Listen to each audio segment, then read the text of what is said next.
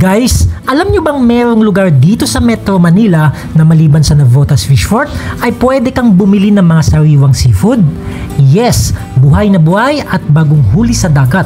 Ang tinutukoy kong lugar ay walang iba kundi ang Dampalit Mega Dike na makikita sa siyudad ng Malabon.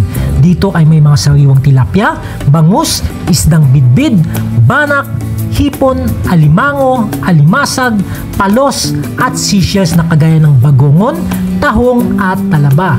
Maliban sa mga sariwang seafood ay pwede ka pang mamasyal dito. Mag-jogging, mag-bike, mag-fishing, mag-food trip at kahit maligo ay pwede.